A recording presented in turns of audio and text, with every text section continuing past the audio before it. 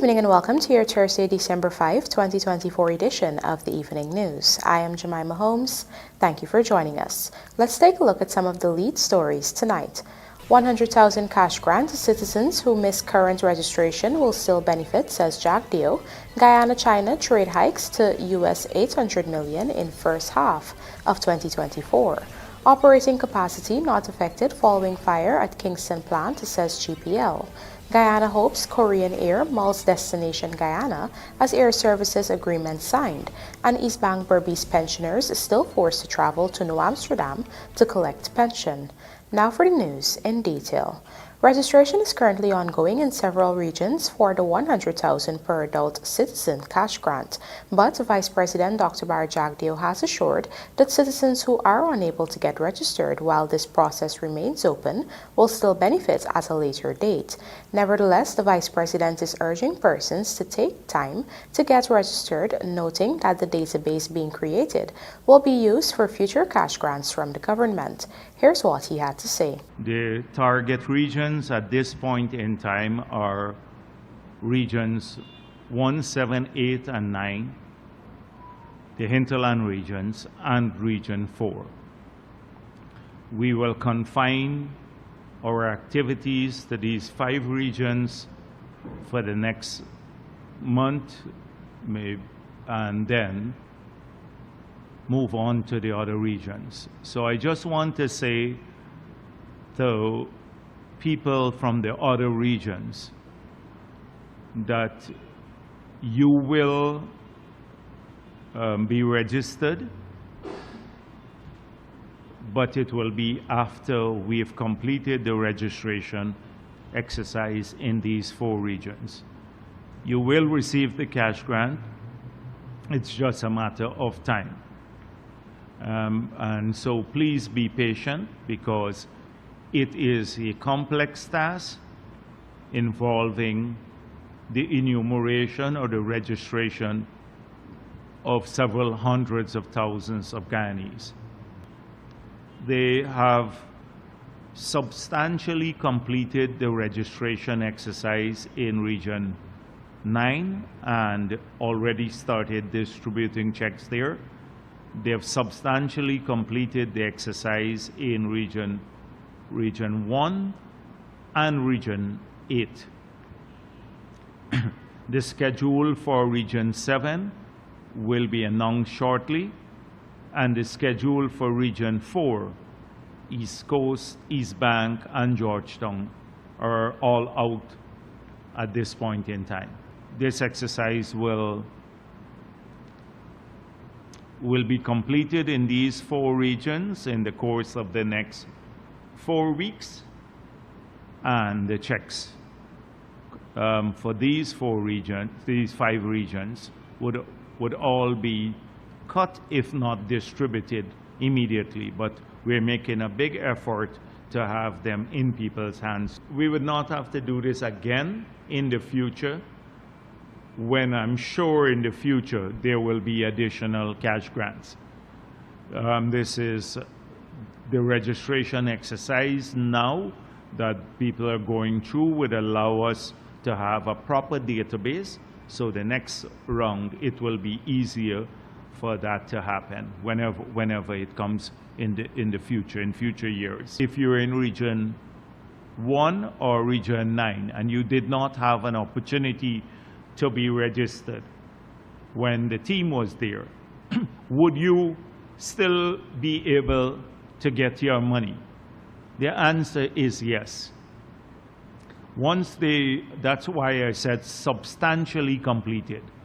So if we've completed, say, 95 or 96% of the persons in a region that are registered, and we get the checks in their hands, then the 5% remaining, 4 or 5% remaining, we can, at a later point in time, set up a mechanism for people to be registered, and they too will receive their checks. So I want people to understand, even if they miss the registration exercise that's taken place within a defined time period in their communities, they're not going to miss out on the resources. The already strong bilateral relations between Guyana and China continues to grow with tangible results in almost every field, including trade, which saw a whopping 31% increase in the first half this year. Find out more in this Vanu Manikchand report. This was revealed by outgoing Chinese ambassador to Guyana, Go Haiyan, during a farewell reception held on Wednesday evening in Georgetown.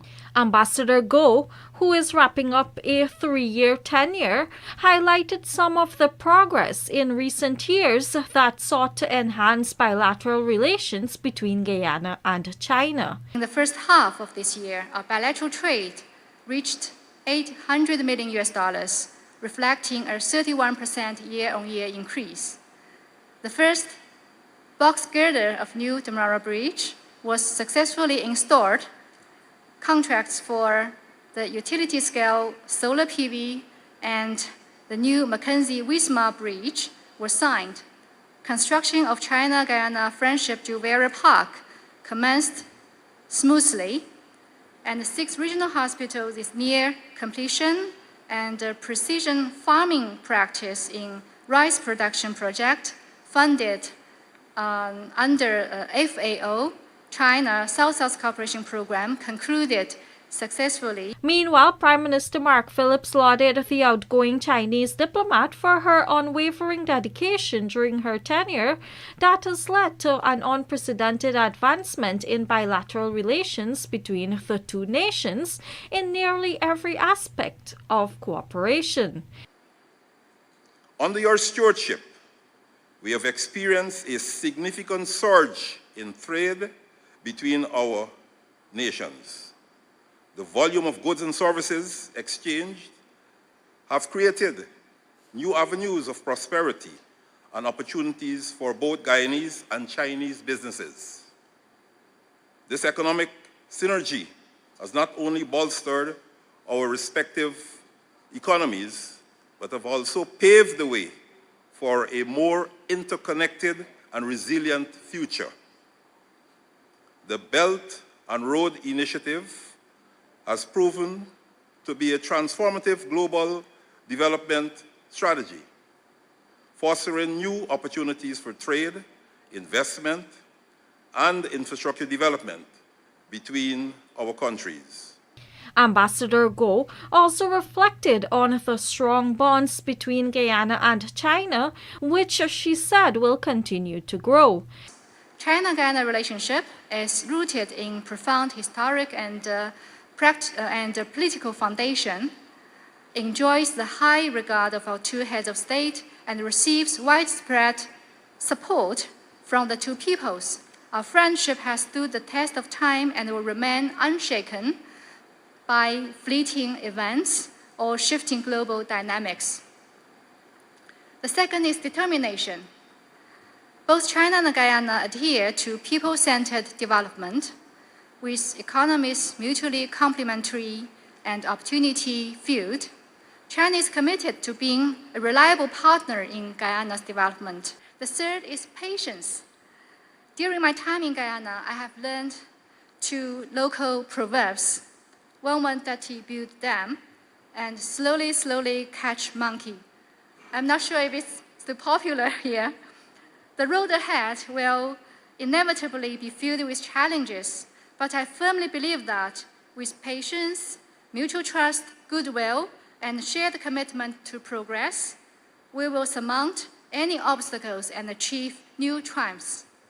Ambassador Go was accredited as China's ambassador to Guyana in October 2021 by President Dr. Irfan Ali. Reporting for the Evening News, Vanu Manikchand. The Guyana Power and Light Inc. has assured consumers that its operating capacity is intact following an early morning fire on Sunday last that caused peripheral damages to a 5.5 megawatt generator at its Kingston plant. Here is Michael Henry with the details. The fire occurred in the wee hours of Sunday at the Guyana Power and Light's Kingston plant, which is operated and maintained by Power Producers and Distributors, Inc.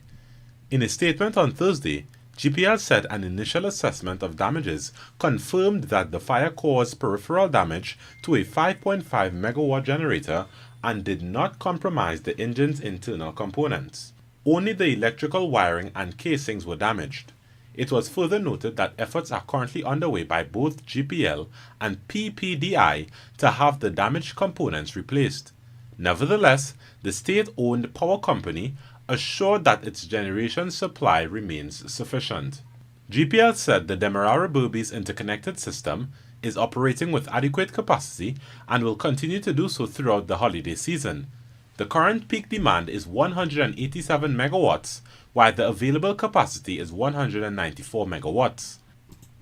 According to GPL, 2 generators with an aggregate capacity of 13 megawatts are unavailable due to major overhaul but will be back online by December 10th and 21st, boosting generation capacity in the DBIS to 207 megawatts. Meanwhile, preparations are ongoing for the arrival of a second power ship, which will add another 60 megawatts of electricity to the national grid.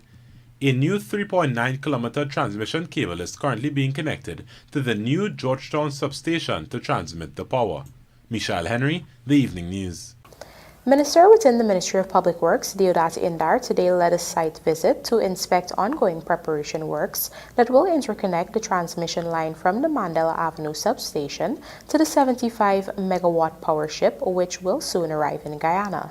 The minister was accompanied by members of executive management of the Guyana Power and Light Inc., technical directors and representatives from Kalpataru Projects International Limited.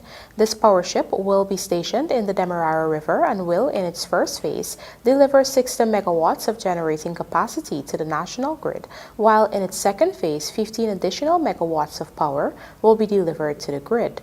The power ship will be the second one that government, through GPL, has chartered to assist in offsetting generation shortfalls of the national grid.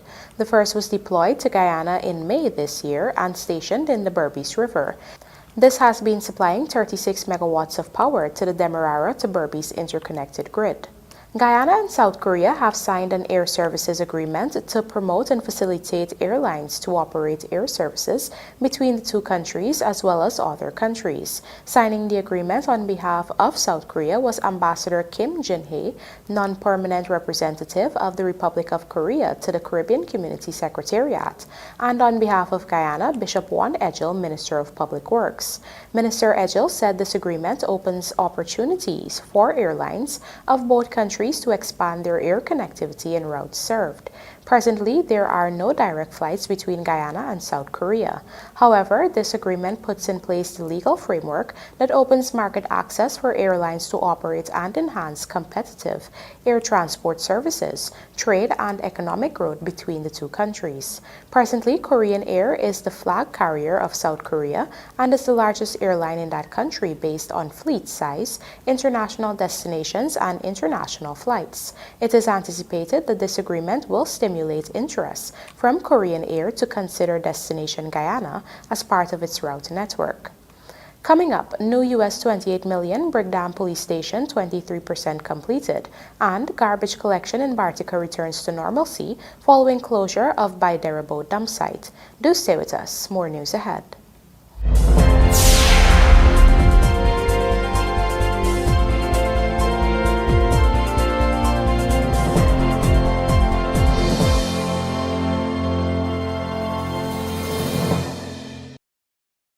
Guys, I think I'm in love!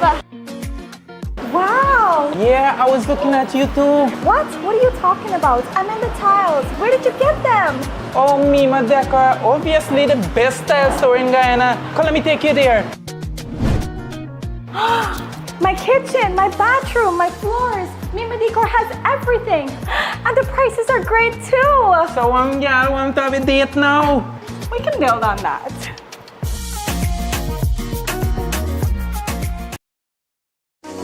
Need quality electrical or hardware supplies for domestic, commercial, and industrial usage? Visit SPR Enterprise. We stock a wide variety of tools, transformers, connectors, cables, line hardware, and control products at competitive prices. Check us out for brands such as Square D, Eaton, Fluke, Klein, and 3M. We are located at 45 Brickdam, Georgetown, or call us on 223-5699, 223-5687, or WhatsApp 639-7193. SPR Enterprise, your single source for quality electrical products.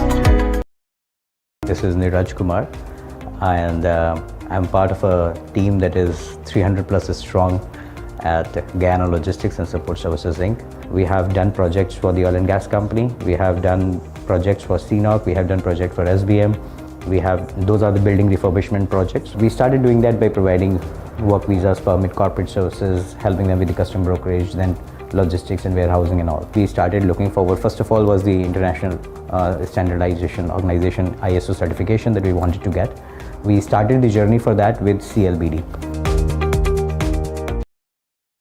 This Christmas, Digicel is bringing you the gift of millions. 10 lucky customers will become millionaires for Christmas. Top up $1,000 or more for your chance to win $1 million. Turn your Christmas into a celebration of cash and cheer. 2 new millionaires every week. The countdown to Christmas millions is on. Top up $1,000 or more today for your chance to win. Digicel, the network for everyone. December comes, and suddenly everything changes. Now we ride on a reindeer, shop for more special things, and play as we always do, but with more company. Christmas isn't celebrated only on one day. It is celebrated every... December comes, and suddenly everything changes. Now we ride on a reindeer, shop for more special things, and play as we always do, but with more company. Christmas isn't celebrated only on one day. It is celebrated every... December comes, and suddenly everything changes. Now we ride on a reindeer, shop for more special things, and play as we always do, but with more company. Christmas isn't celebrated only on one day. It is celebrated every...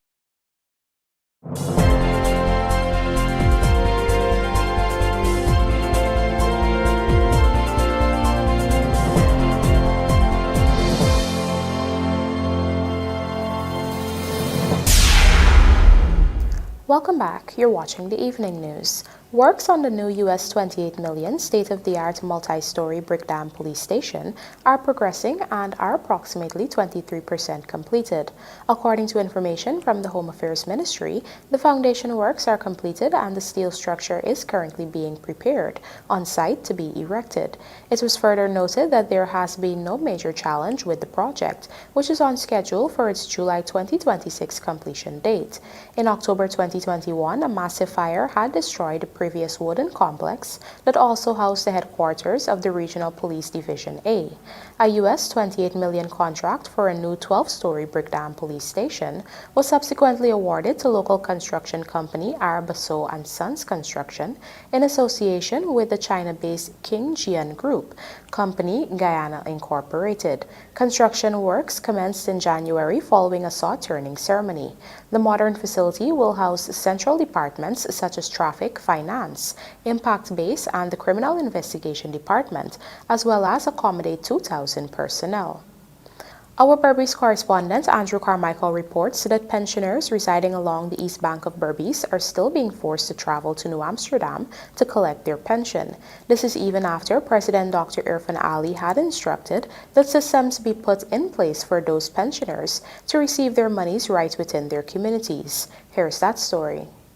President Dr. Irfan Ali had visited Mara in October 2023 and in 2021. When he visited in 2021, pensioners raised concerns about having to travel to New Amsterdam to uplift their pension. Then he had issued instructions for systems to be put in place to ensure that pensioners can collect their money right within their communities. Last year, when he returned to the community, the head of state expressed disappointment when he was told that the matter had not been resolved. To date, however, the matter still exists. In fact, some pensioners from the community told the Evening News that after the president's last instruction, an officer gave them one payment covering a 3-month period. This was done on 2 occasions, in April and July. Nobody come here to pay nothing. They never came? One time they come and pay. Are you sure? Yeah, one time I know. One time come and pay. That was after the president's instructions? Yes. Yes. And what happened after that one time? Well, then I pay back since then. Could you remember what the president said about the pension when he was here in Maro? He said they're supposed to come and pay us every month. For many pensioners, they would have to hitch a ride with farmers going to the market, leaving their homes at 22 hours. The farmers return after market hours the following day. Nobody coming here to pay. We just got to go out. And now I only have one eye. And my daughter-in-law does draw the pension and buy the goods and bring it and give. Yes, if they could bring it better for me before going to New Amsterdam. You come in and pay me. A couple months ago, they used to bring me pension. But from September was the last we get. So I said sometime we get like November. But until now, we ain't hear nothing. They've been telling me nothing. You said they came in September. You sure it's September they came? Yes. We get paid up to September. No, they come and pay 3 months. September was the last that we get paid for. So they would have come in July? They sometime then, like a 3 month they pay when they come. So the 3 month last was there up to September. So they got to wait at a check back like. Meanwhile, on Thursday, the Ministry of Human Services announced that pension books will be distributed at Mara and surrounding communities on Monday. Andrew Carmichael, The Evening News. Following the closure of the Bartica dump site located on the outskirts of Bartica in Region 7, there were disruptions in garbage collection schedules throughout the township. But as we hear in this Kelroy Williams report, garbage collection has since returned to normalcy. Earlier in June, a court order halted the further use of the privately owned Bartica Back Road dump site in Bartica, Region 7. This order resulted in solid waste being dumped at a new dump site located at 10 miles. Bartica Mayor Anthony Murray explains that as a result of these changes, there were some disruptions to the garbage collection schedules in the township. We were given notice to move to a new location because we received a court order to remove from the one that we were using over the years that was within the township, very close by. So because of the distance and the amount of garbage that was being disposed of by participants, we now had to think about the distance and the time it would take for us to turn around and to pick up garbage at the different streets, different locations. However, the situation has since returned to normalcy according to the mayor. We only had 6 tractors, but the 3 tractors has a small trailer that would just accommodate a few, and then they have to go and dump and they come back. So we, to the government and our request, the government was able to enter into a contract with a private company, and we were able to have 2 compact trucks available to us to help out with the garbage. A few times we had mechanical problems, but that caused some pile up quickly, but then we certainly get around it, and we were able to minimize the excess garbage pile up. Moreover, the mayor revealed that last week another truck was handed over to the council.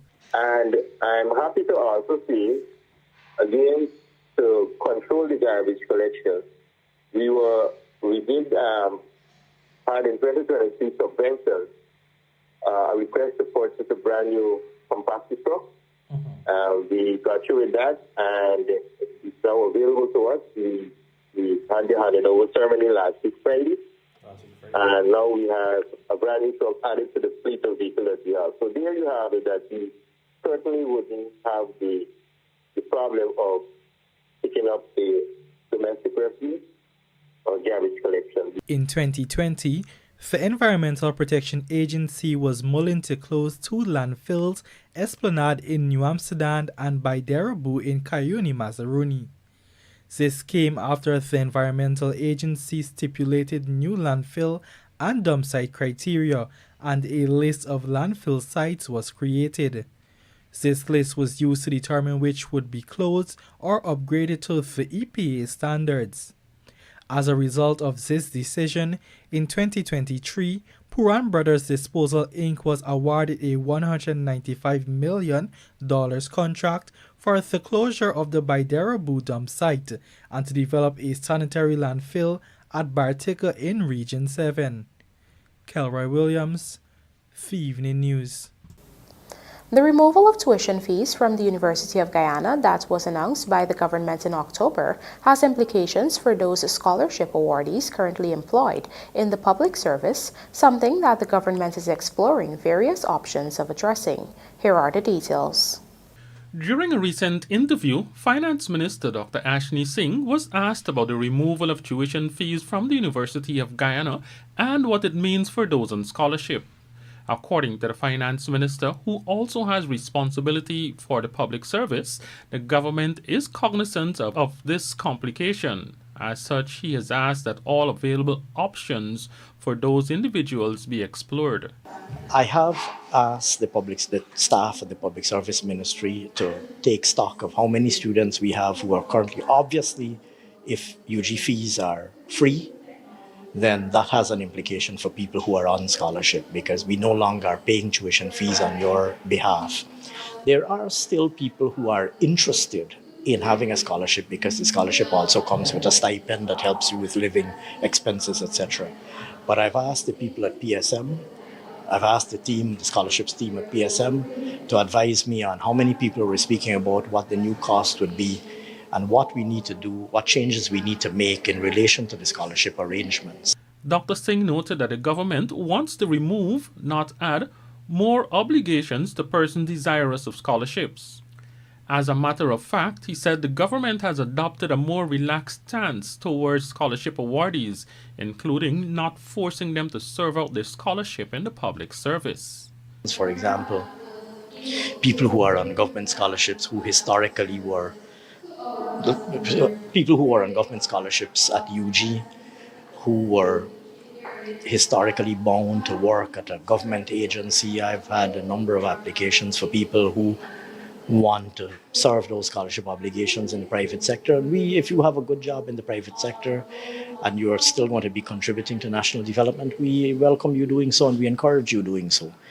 So this government's posture in relation to scholarship students, both current scholarship students and historically, this government's posture is one where we want to make things easier for people. We want to remove onerous obligations. It's not our intention to impose onerous obligations on people.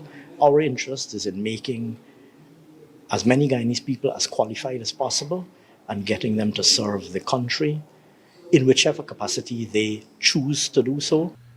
The minister, meanwhile, urged members of the public with outstanding loans to apply as soon as possible to get them written off.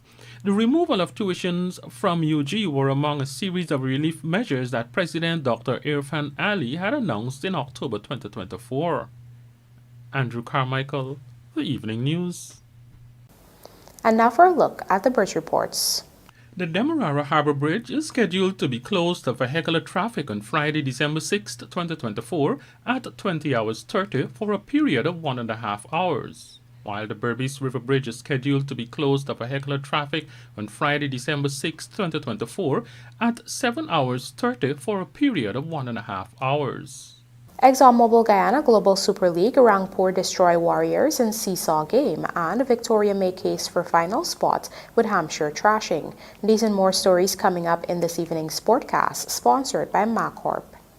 Ho, ho, ho! Get ready to build an unforgettable future with our Ho Ho Ho deals from MacCorp. Enjoy 5% off on parts when you shop online. Snatch up the SEB motor graders and reloaders at unbeatable prices. Or get your most efficient excavator. Caterpillar 320 Next Gen. Follow us on social media for more great deals. MacCorp, let's do the work. Ho, ho, ho!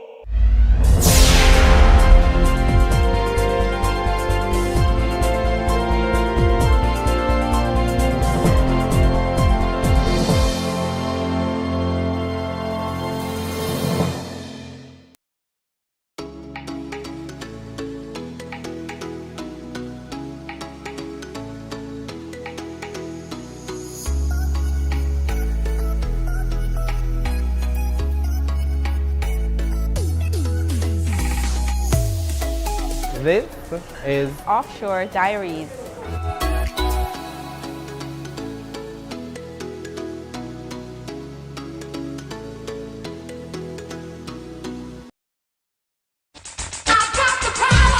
Gold mining can be expensive if you don't have the right tools. Mining requires engines that can pump high volumes of water and slurry, the most tried and tested of which are Doots engines. Doots engines are among the most reliable in the world. Where can you get them? At your #1 industrial solutions provider, Sylvies. We have them in 2 to 6 cylinders, ranging from 23 horsepower to 80 horsepower. Most miners use Doots engines because they're lightweight, use less fuel, and require less maintenance because they are air-cooled. So what are you waiting for? If you can't make it to our 31 High and Hatfield Streets Georgetown location, we can deliver. Give us a call on 227-6226 or WhatsApp us on 623-7755 or visit our website sylviesonline.com. Sylvies Industrial Solution, proudly serving Guyana for over 4 decades. In today's tough driving conditions, every engine faces 3 powerful enemies: engine heat, pollutants, and frequent short trips. Each factor is a direct cause of engine sludge, a buildup of dirt that can block vital oilways. This triple threat demands triple protection. Castrol GTX's Triple Protect Power is engineered to fight these 3 main causes of engine sludge. Looking to bring your dream home to reality? Or simply taking on a home improvement project? Then National Hardware Limited is where you should start. Let us put that touch to your home.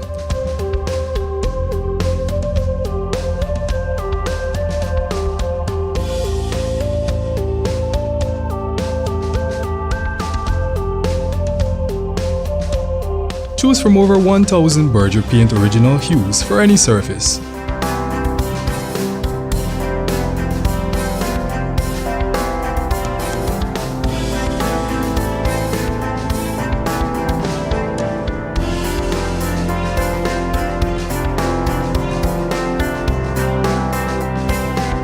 We are known for our trusted brands such as Westinghouse, Philips, Sadco, Rubbermaid, Pyrex, Gibson Home, and so much more.